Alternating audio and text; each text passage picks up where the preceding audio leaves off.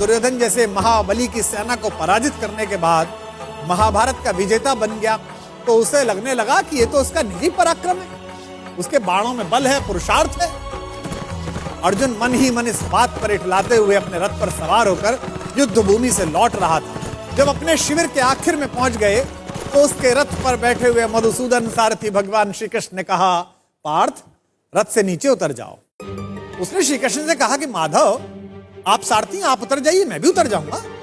श्री कृष्ण ने कहा, नहीं मित्र, तुमसे कह रहा हूं, तुम पहले नीचे उतर जाओ। जब यह विवाद थोड़ा बढ़ा तो अर्जुन के ठीक पीछे खड़े हुए धर्मराज युधिष्ठिर ने कहा, द्वारिकाधीश अगर कोई बात कह रहे हैं तो उसमें कोई संकेत है।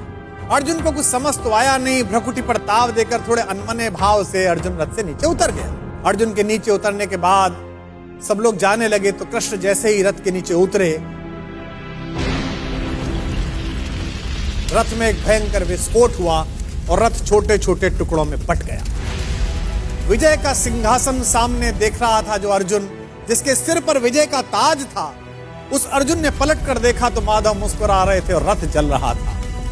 अब उसे यह तो समझ में आ गया कि उसके सखा श्री कृष्ण ने उसे रथ से नीचे उतरने के लिए क्यों कहा, और उसे विस्फोट का कारण अब भी समझ में नहीं आया था। अब उसने विनम्र भाव से अहंकार का तिरोहन करते हुए माधव से पूछा कि माधव, यह क्या लीला है? कृष्ण ने मुस्कुराते हुए उत्तर दिया कि पार्थ, युद्ध के इस दौरान इस रथ पर कई दिव्य शक्तियों का प्रयोग हुआ। तुम पर जिन घातक अस्त्रों का प्रयोग हुआ उसका बचा हुआ असर भी इस रथ पर था जिस पर हम सवार थे, लेकिन वे सारे अस्त्र शस्त्र और वे घातक शक्तियां केवल इस कारण से काम नहीं कर रही थी कि मैं वहां उपस्थित था। अगर आज मैं इस रथ से तुमसे पहले उतर जाता अर्जुन, तो इस युद्ध को जीतने के बाद भी तुम जीवित ना हो।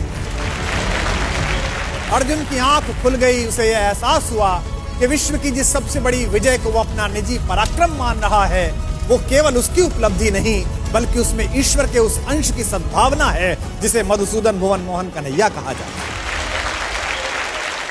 ये कथा ये बताती है कि सिद्धियों के मद में खुद को इतना शक्तिशाली मत समझो कि जिन्होंने हमें सिद्धियां दी हैं उन्हीं को आप आंखें दिखाने लगो। याद रखिएगा, आपकी प्रत्येक सफलता के पीछे कृष्ण जैसे ऐसे असंख्य लोग हैं जिनकी चुपचाप और अदृश्य शुभकामनाओं के कारण आप इस विजय रथ पर सवार हुए हैं। जब भी आपको यह लगने लगे कि आपने ये ऐतिहासिक उपलब्धि स्वयं की बुद्धि शक्ति के कारण पाली है, तो बस उन लोगों के बारे में सोचिए जिनके सहयोग के बिना आपकी ये यात्रा इतनी आसान न होती।